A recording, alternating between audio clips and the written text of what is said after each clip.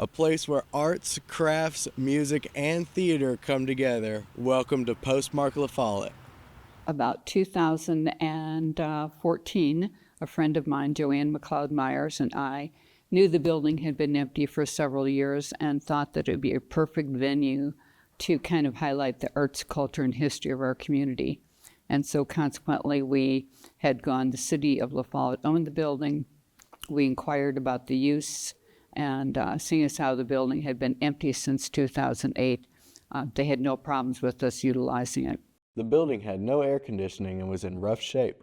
Volunteers worked hard to turn it into a functioning space for the arts. We make it work. And that's because people that are doing and giving their time and energy as volunteers make it work. In 2022, the building was purchased by the LaFollette Housing Authority. John Snodderly, the executive director of the LaFollette Housing Authority, called Karen Coomerich and Joanne Myers and told them about the purchase. He offered to have Postmark sign a lease to continue their work in the building. Karen and Joanne continued to be extremely grateful to the LaFollette Housing Authority. In Karen's words, having the building is key to our successes. My son was very interested in taking guitar lessons. And I had a friend that was taking her daughter to a place in Knoxville, and it was $300 a month. I'm like, well, okay, it's something he really wants to do. But then I found Postmark, and they're doing it $15 a lesson or $60 a month, and it was closer, and you can't beat that. And then Silas started music lessons here, and I just absolutely fell in love with the place. It's been like a second home. The Postmark serves as a space for music lessons, as well as a venue for people to enjoy playing and listening to acoustic and bluegrass music. Song Farmers is a program that was started to encourage people to get together, just kind of like on the front porch, like people used to do, and get together and sing and play music.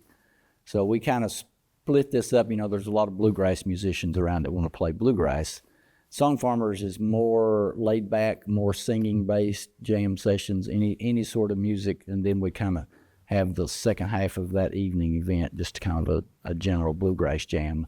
Sometimes it is either or both for the whole thing. It's just kind of whoever shows up what they want to do. Our plays, we typically do 2 plays a year, one in the spring, one in the fall. That's a multi-month process to get one of those ready to do. Typically our 2-week weekend performances. The front of the building, the lobby of the old post office, is an arts and crafts co-op. It's a sign that the Postmark welcomes local artists. Jim Anderson crafts furniture with a sculptural angle. He incorporates found materials into his pieces.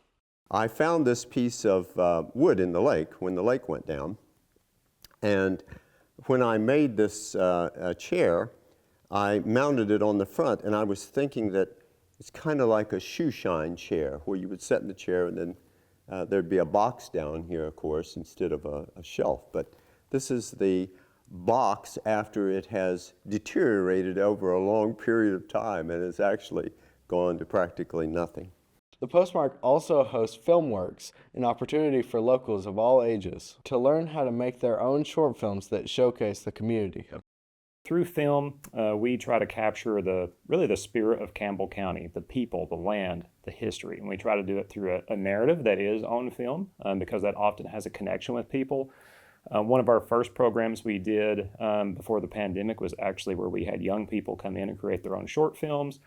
We've done projects with local assisted living. We've done them with local educators, with schools. The Postmark, after all, was LaFollette's post office for several decades.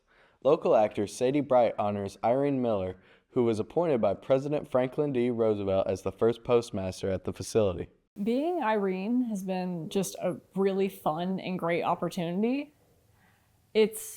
I've learned so much about her, and it was very interesting. She worked here for almost 20 years, and it's been really fun to learn that history about her and share that with other people because they might not know about that.